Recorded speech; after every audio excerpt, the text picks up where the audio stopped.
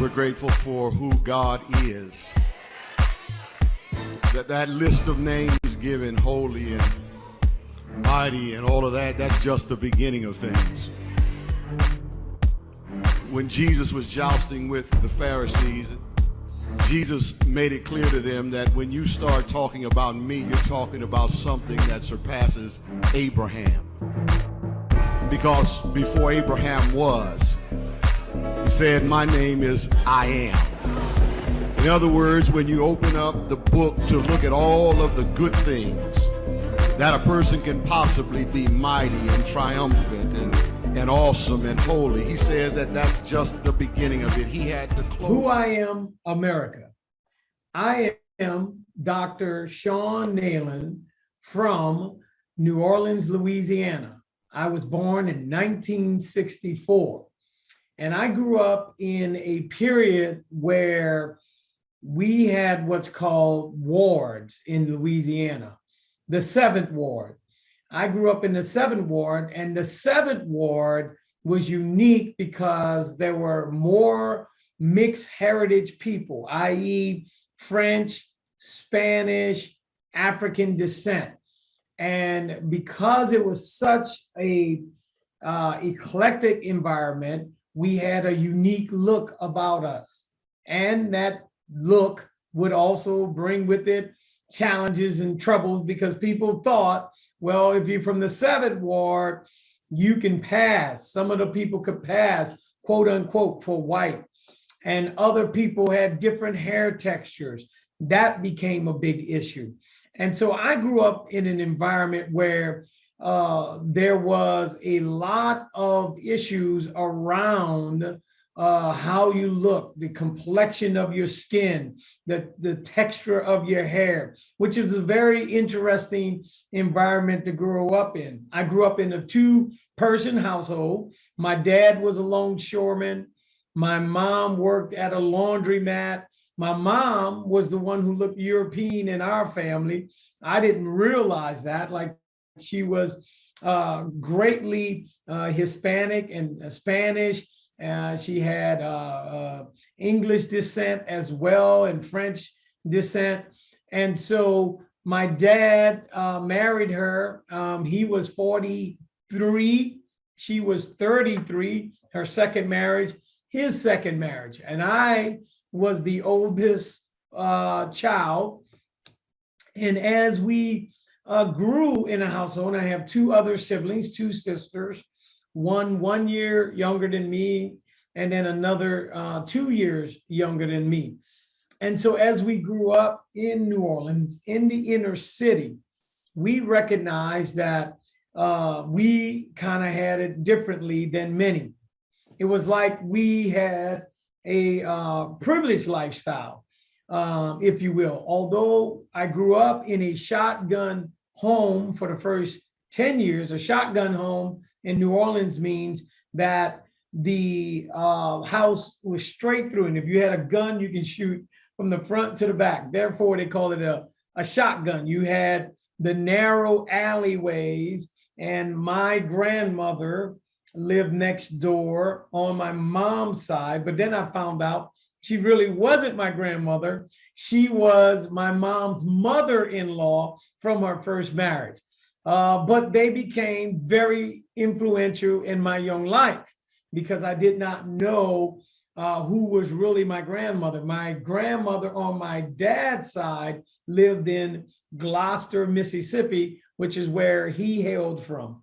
My dad had green eyes, and he was about, a few shades darker than me. And but his hair texture was almost of that of an Indian. And it was an interesting combination with he and my mom.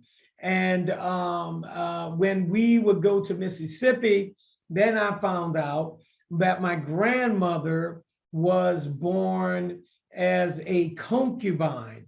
So in other words, her mother was the slave owner's a concubine. And then hence came my grandmother, Beulah Haynes. And then, of course, she had my dad and his brothers.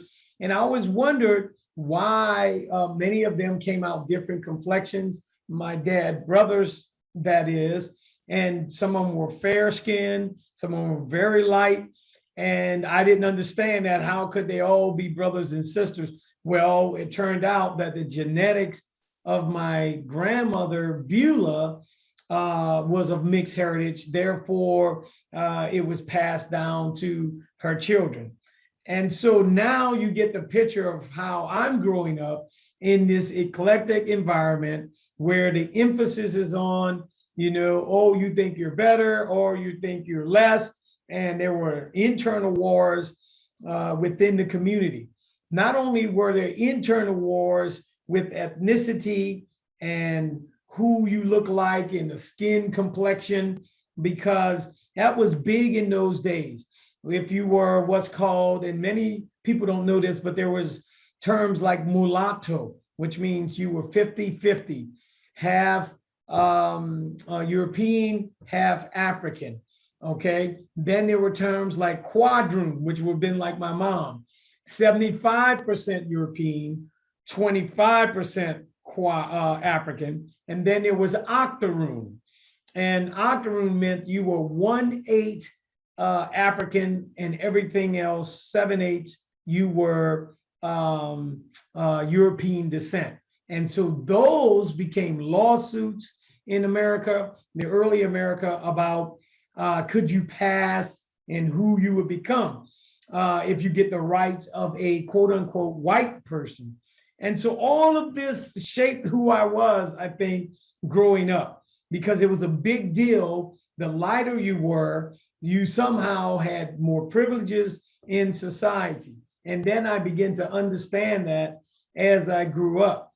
Now, even though we were what was considered well off, because my dad earned about $50,000 a year. My mom, in those days, in the 70s, that was big money. My mom earned another up to $20,000. So you're talking a household with $70,000. I was driving my first car when I was 15. My dad said, you have to work. I had a work ethic. He was a workaholic. He passed that on to me. And so I worked growing up. I had to pay for my insurance and he paid the car note. I remember this was about $150 for the car note and about $150 for the insurance. And so he helped me buy that first car, a Ford Granada. And my friends, they thought we were well off, because here I am at 15 years old driving my own car to school. But that did not mean there were no opportunities for drugs in my neighborhood. My cousins, my family became very much inundated in drugs. In fact, they were drug sellers for the neighborhood. Alcohol was prevalent. I lived up to 10 years old, 3 doors down from a barroom. On every corner in New Orleans, I say that, or in the inner city, almost, it felt like, it wasn't every corner, but it was very close to being on many corners. There was what was called a barroom. That barroom, everything would go on: drugs, illicit sex, prostitution, shootings. So I grew up seeing shootings. I saw killings. I saw the police coming through, people running down the alleyways. I grew up in a crime ridden neighborhood. Now, New Orleans, as you know, is in the top 5 today for killings and murder. Baton Rouge. It wasn't like that in those days, but crime was high, murder was high, and murder against ourselves, people who look like us, killing ourselves. So somehow in my upbringing, I got this crazy idea that family is important, from my grandmother and my grandfather who lived next door. And they said, you're going to be different. And then I had what I call a triad, my mom and dad, who had me do the spiritual, where I would be able to get my spiritual foundation. And then I had my aunt and uncle, Marguerite and Edgar, who taught me the practical recreation side of life. So my dad never came to any of my games. My dad didn't do that, but he brought me to church. He taught me work ethic. My grandfather is the one who said, "You're not like everyone else. You're going to be different." And I never knew what that meant until I went to college, and I went to University of New Orleans, and I was on scholastic probation. I mean, I was excelling in high school. I graduated in the top 15. I was think number 13. I was in all AP honors courses. And then finally, when I went to college for engineering, I was on scholastic probation, and a recruiter had come to high school. And I remembered that, and I need to make a change in my life. And I went to the Air Force in July of 1984 after graduating high school in May of 1982. And the rest, they say, is the history. And that was the things that would shape my life for the future. And my story has become an amazing journey. Yes. And so as I entered the military, I was able to change my life. One thing when I was growing up is that when my grandfather, who I found out was actually not my physical grandfather or biological, but he was my grandfather because he's the only grandfather I knew. I neglected to mention that my mom's dad and mom were both deceased by the time I was born. In fact, my grandmother, on my maternal grandmother, died the year I was born in 1964, and my grandfather had died 2 years before that. And he was Guatemalan, some say Cuban. We don't know what he was. He was a mixed heritage once again. And my grandmother on my mom's side, we do know she was Irma Millier. So she was of French descent, and she looked basically French. So again, mixed heritage. And so, but when I was in the military, I never had gotten into drugs. I had never gotten into alcohol. I had never smoked. I know it was amazing growing up in that environment with barrooms and crime and drugs and violence. Somehow I was spared. My cousins were in and out of the prison. Even my sister was affected at one point in her life by the ravaging of drugs. But I chose never to go that route. Somehow God had his hand around me, I believe, and protected me for my destiny.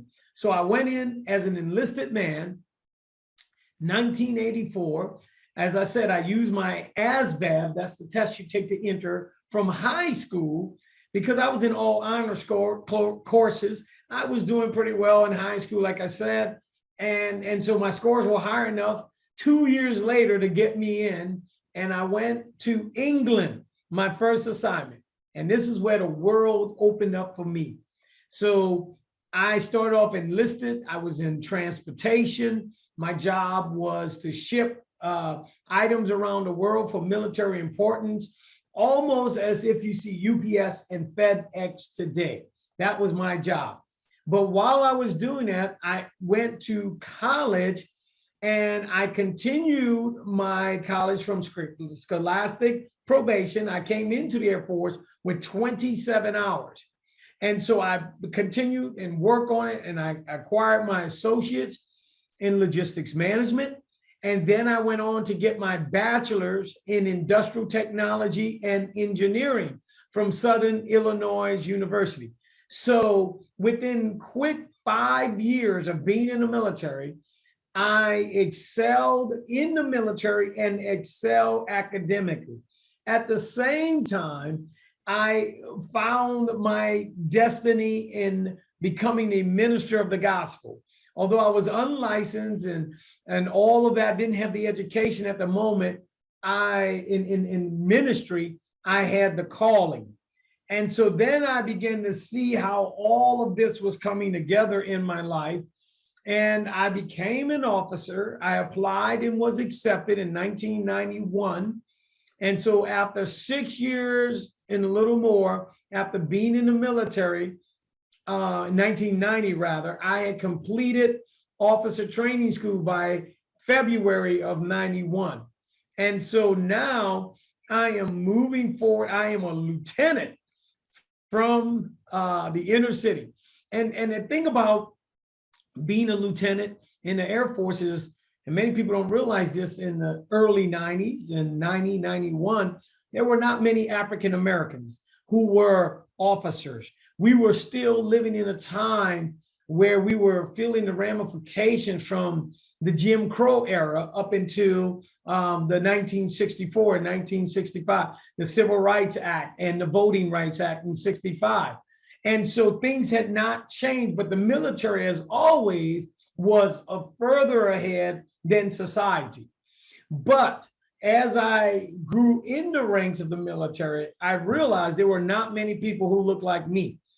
And I became a role model for many of that it was possible. So I was a nuclear launch officer and space operations officer. My wife, Madeline, who I married right after coming into the military, did not want me to become a pilot. My commanders wanted me to be a pilot, but my wife said, no, you'll be gone all the time. Well, I became a missile launch officer, nuclear weapons. I was gone 8 days a week, 24 hours each time. And so it was always the laughing joke. I was gone anyway. And so I went up the ranks, and my career excelled as an airman. I was up for Outstanding Airman of the Year when I first came in, the 12 Outstanding Airmen. I was the John Levitot Leadership Award winner. So all of these things, John Levitot was a hero in Vietnam. And all of these things just lined up. My career exploded and excelled. And so as my career was trajectorying up, my influence started expanding. And so all of those teachings from my grandfather, from my parents on the spiritual side, my grandfather on the confidence side, believe in yourself. And then my aunt with the nurturing, the recreational side. So it was like this perfect triangle in my life where I was well balanced, and I began to move up, as I said, in all dimensions of my life. We had a family. We had 3 kids, 2 girls and a boy. Today, one is a nurse, one is a dental hygienist, and my son is a hospital administrator. So proud of them as young adults contributing. But then something happened as I continued to move up the ranks.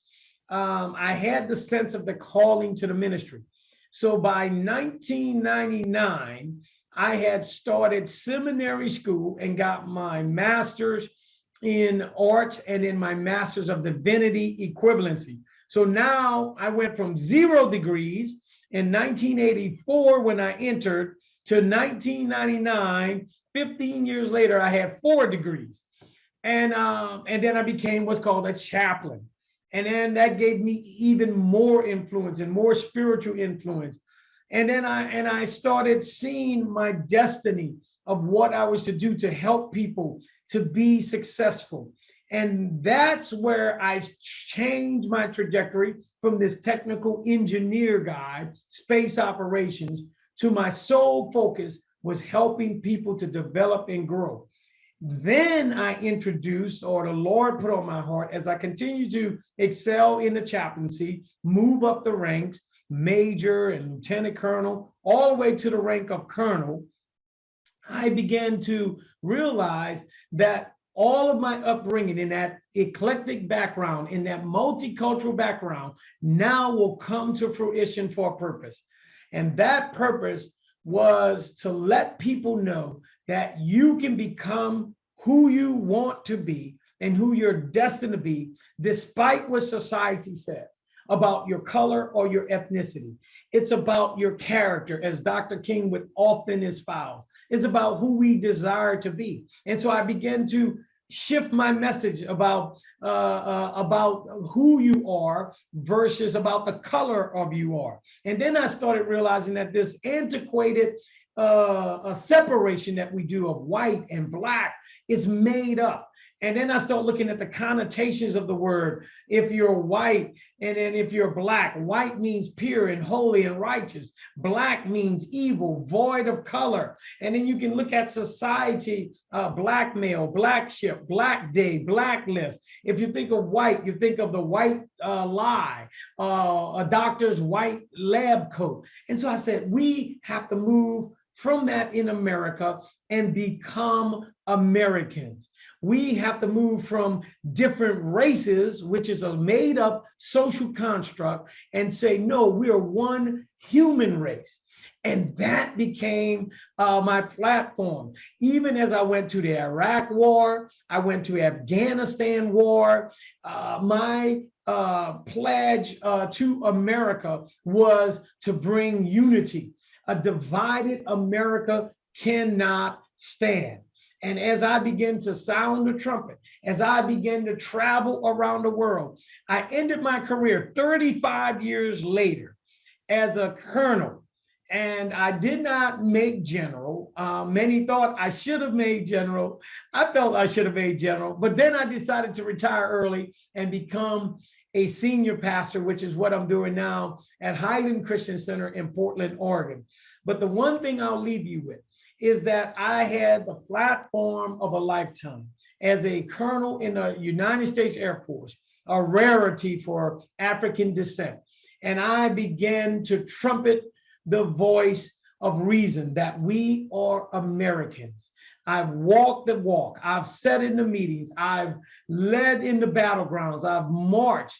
And I am telling you, we are Americans and we need to become one and stop the division over color lines, because I found out that just because I have more melanin in my DNA does not make me a less of a man. You can become whatever you are destined to become with your effort and with your faith and with your hope. And of course, I leave you with this, that God was instrumental in my career, in this 35-year career that saw me win hundreds of awards and recognized at the highest levels in the Air Force. So I'm proud to be an American. I'm proud to be of African descent. I'm proud to be of a mixed heritage, but mostly I'm proud to be a child of God. Who am I, America? Again, I'm Dr. Shon Neyland. I am also an author of the book, The Courage to Stand, A New America. You can Google me. You can go online. You can get this book today. And this book summarizes my upbringing. It summarizes my thoughts on life, where I believe we can change America. We don't want to go back to the old ways in America. We want to make a new America, an America where all people are free, where we all have the rights and privileges in social justice, policing. The law is applicable to all of us, and we all have a right to pursue happiness, and we have a right to create and own businesses, become who we want to become. I am not surprised at the greatness that is happening in America, especially for those of African descent, because all we needed was the opportunity. And as we celebrate Black History Month or African American History Month, I want you to remember that the greatness is inside of you. Don't ever let anyone tell you, based on the complexion of your skin, the darkness or the melanin in our DNA. Every human has melanin. Don't ever let anyone tell you you cannot become. It is not about hair texture, complexion. It's about our character and who we are. Determine in yourself that you are ready to make a difference in someone's life. And if you want to know more about me, get my book. Again, that's The Courage to Stand, A New America, with Dr. Shon Neyland. And I am ready for America to change. The killing, the violence, if we have self-esteem, if we believe in who we are, we can stop the self-annihilation, the drug use, the criminality, the absentee from fatherhood. I address all of this in the book. I address the color designation and why I believe we no longer should identify white and black. We should be called humans. We are Americans. We are people of different ethnicities and cultures, and we can respect one another. And so I believe that you and I together can make a difference and create a new and better America. God bless you, and I'll see you next time. With all the stuff that's going on, we have to remember that Isaiah 54:17 tells us, no weapon that is formed against thee shall prosper, and every tongue that shall rise against thee in judgment thou shalt condemn. This is the heritage of the servants of the Lord, and their righteousness is of me, saith the Lord.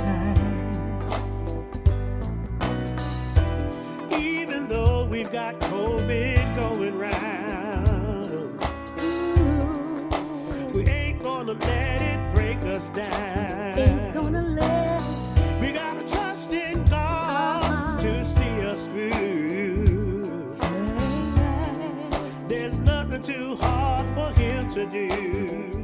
No, no, no, no. Put more on you than you can bear. No, no, no, no, no, no, no. And no weapon shall prosper. No weapon. He'll put more on you than you can bear. Than you can bear. And no weapon shall prosper. People are dying, politicians turning their heads. Ain't that a shame? Who has the answer? Is it blue or is it red? The answer is Jesus. He's got it all in his hand. All in his Put your hand. trust in him and you'll be able to stand. No, no, no, no, no, no, Than you can bear. No more on you than you can bear. No, And no, no, weapon no, shall no, no, prosper. no. No weapon. No weapon. On you than you can bear. Then you can bear. And no weapon shall prosper. It doesn't matter what you're going through. Just give it to Jesus. He knows what to do. Know that Jesus, he's covering you with his blood, with his blood.